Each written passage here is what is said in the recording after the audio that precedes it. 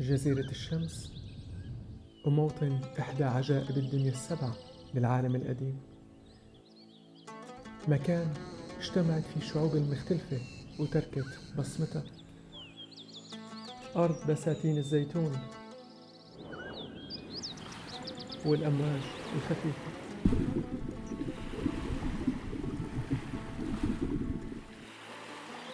قصتنا اليوم رح نرويها من تاسع أكبر جزيرة بالبحر الأبيض المتوسط، من رودوس باليونان. جزيرة الشمس، جزيرة الرمان، وجزيرة الثعابين. هاي كانت ألقاب مختلفة أعطتها لرودوس شعوب مختلفة سكنتها عبر التاريخ. ذكر بندار بقصيدته إنه الجزيرة ولدت من التزاوج بين هيليوس إله الشمس والحورية رودوس ابنة بوسايدون إله البحر. كلمة رودوس باليونانية القديمة كانت تستخدم لوصف الرمان، وممكن كمان يكون اسم الجزيرة مشتق من كلمة إيرود وهي الكلمة الكنعانية للثعبان، فالجزيرة كانت موطن للعديد من الثعابين بالعصور القديمة. كون البوابة الشرقية لبحر إيجا، كان رودوس دايما موقع متميز على طرق التجارة بالعالم القديم. أنشأ التجار الكنعانيين مدن تجارية مزدهرة بالجزيرة، كمان أحضروا معهم الأبجدية اللي بنيت عليها الأبجدية اليونانية المبكرة. ولنحكي بقية القصة، نترك الشواطئ الهادية لقرية الصيادين ستيغنا، ومنتجه شمالا نحو عاصمة الجزيرة مدينة رودوس.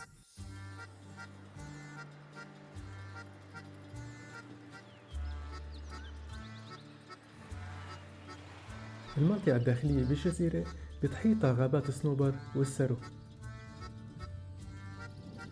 وبالوقت اللي بتحيط الشواطئ الصخرية بالجزيرة بتمتد داخلها الأراضي الزراعية من حمضيات وعناب وخضروات وزيتون. بيسجل جنوب شرق رودوس أعلى متوسط سنوي لإشراق الشمس بكل اليونان.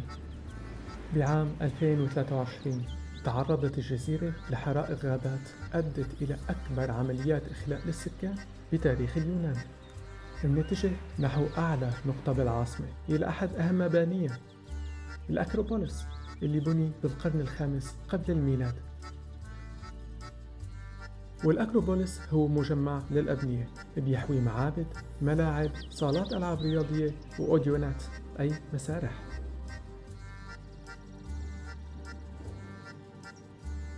كشفت حفريات الطليان بعام 1924 عن معبد ذو طراز دوريكي، هو معبد الإله أبولو. Can you catch me?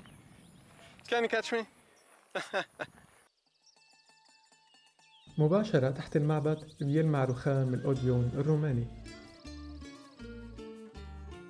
عدد قليل من المقاعد بالصف الأول هي أصلية، إضافة لبضع درجات، أما الباقي فهي جزء من أعمال الترميم اللي نفذها الطليان.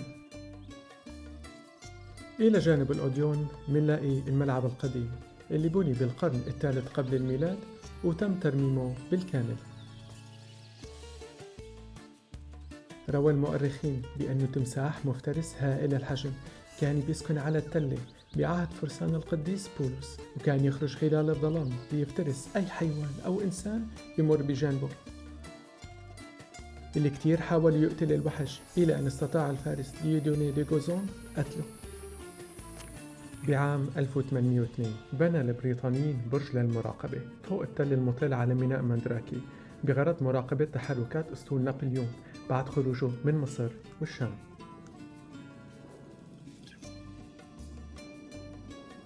ومن أعلى التل ننزل باتجاه ميناء ماندراكي.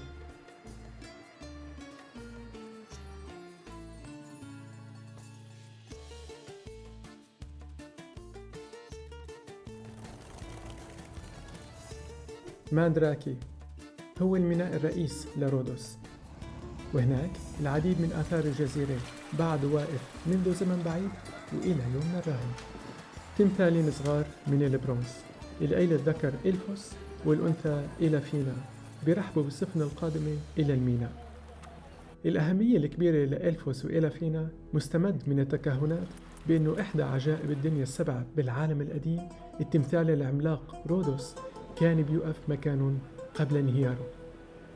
بني تمثال رودوس العملاق بمناسبة الانتصار على جيش الملك المقدوني اللي حاول كسر تحالف الجزيرة مع مصر البطلمية. جزء كبير من الحديد والبرونز المستخدم ببناء التمثال كان نتيجة صهر الأسلحة اللي ترك وراءه جيش ديمتريوس. وخلد حدث بناء التمثال العملاق في مختارات الشعر اليوناني القديم.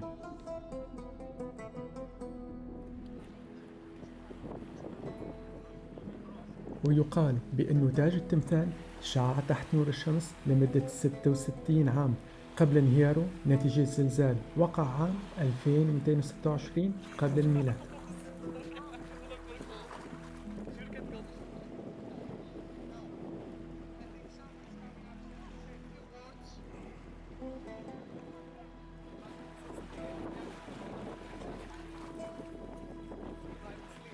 وهناك تكهنات بأنه حصن القديس نيكولاس الواقع على الجانب الآخر ربما بني على أنقاض التمثال العملاق.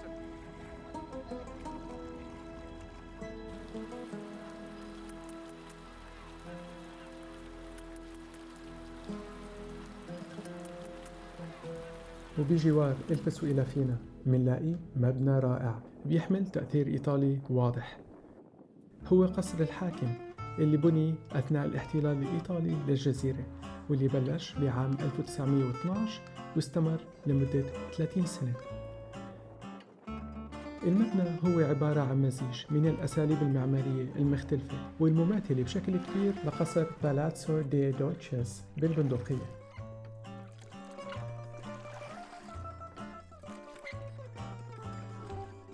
كان بناء قصر الحاكم جزء من البرنامج الفاشي الهادف لإضفاء الطابع الطلياني على الجزيرة، واللي بلش فيه موسوليني بأواخر ثلاثينات القرن الماضي بمحاولة لجعل رودوس مركز لنشر الثقافة الإيطالية باليونان والمشرق.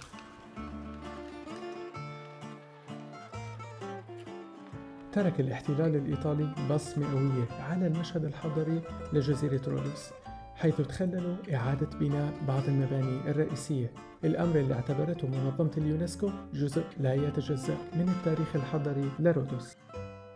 وعلى بعد أمتار قليلة من قصر الحاكم منلاقي كنيسة البشارة اللي بناها الطليان بعام 1925.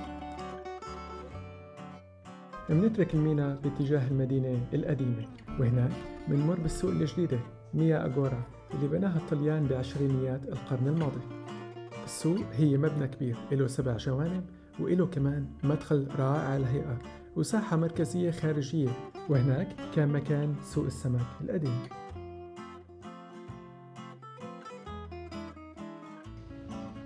بعد استسلام إيطاليا بعام 1943 وقعت رودوس بإيد ألمانيا النازية اللي بدورها سلمت الجزيرة للقوات البريطانية بعام 1945 قبل وحدتها مع اليونان بعام 1947.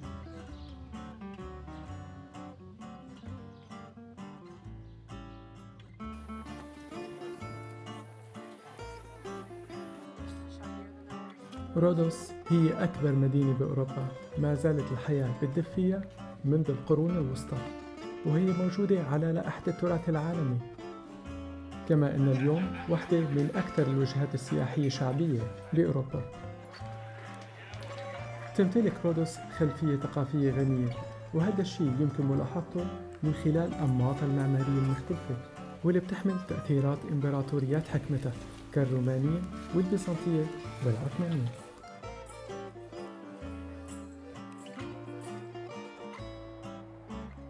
دخلت المدينة مرحلة مثيرة للاهتمام من تاريخها بعد احتلالها من قبل تنظيم فرسان القديس يوحنا والمعروف باسم فرسان الإسبارتية.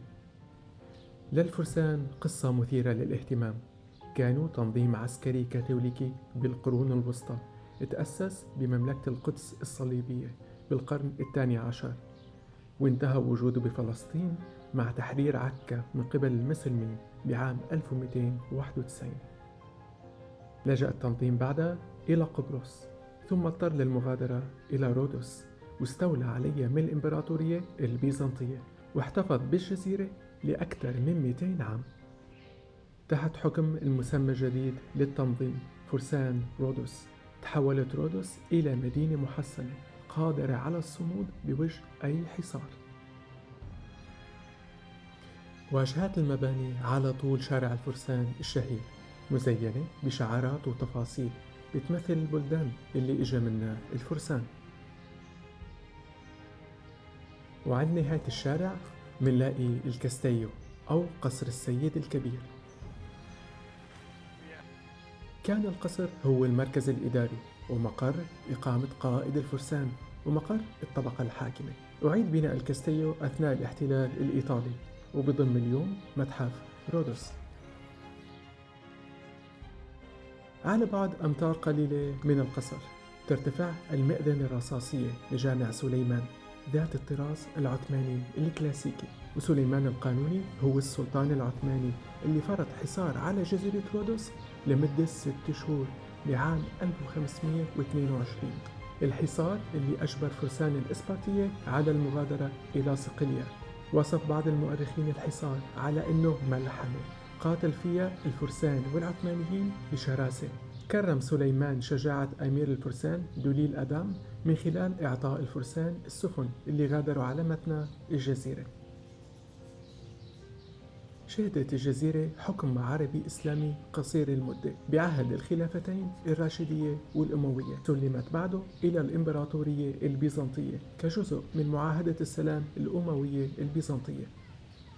بيعتبر مسجد سليمان أول مسجد بمدينة رودوس، هو المغلق حاليا أمام الزوار باستثناء المناسبات الخاصة. إلى جانب الجامعة بيرتفع برج الساعة اللي بني بعهد السلطان عبد المجيد. مقابل المسجد منلاقي دار كتب حافظ أحمد آغا التاريخية أو الكتب خانة اللي بنيت بعام 1793. كان حافظ أحمد آغا عضو دائم بالوفود المسافرة إلى مكة حامل الهدايا السنوية المرسلة من قبل السلطان إلى شريف مكة. تحولت المكتبة لمركز للتعلم وحوت ما يقرب من 2000 مخطوطة تتناول كامل نطاق العلوم الإسلامية والوضعية، غالبيتها مكتوبة بخط اليد والقليل منها كان مطبوع. كان حافظ أحمد آغا يدفع لأمناء المكتبة مقابل تعليم اللغة العربية. من المخطوطات النفيسة بالمكتبة نسخة من القرآن الكريم بتعود للعام 1540، وكمان رسالة أخبار حصار رودوس من عام 1522.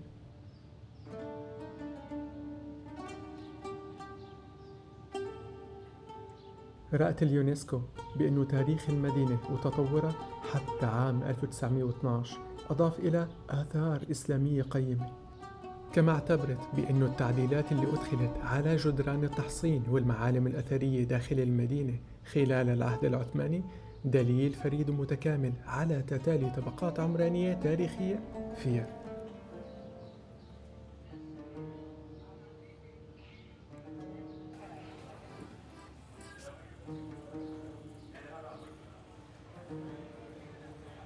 باحتوائه على قصر السيد الكبير وشارع الفرسان، يعد الجزء الأعلى من المدينة واحد من أجمل الأمثلة الحضارية في فترة الفرسان.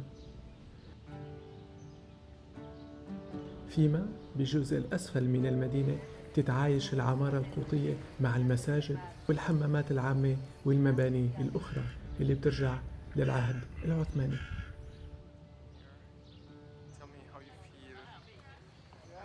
How was it, the visit?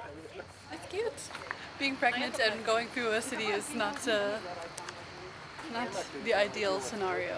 No. Going through a city for a long time. You are sacrificing for tourism and culture, Swedina. You do that. I did. Sacrificing for culture. نختتم زيارتنا لرودوس ومنغادر المدينة عبر أحد أشهر أبوابها، باب السيد الأكبر إيميري دامبواز.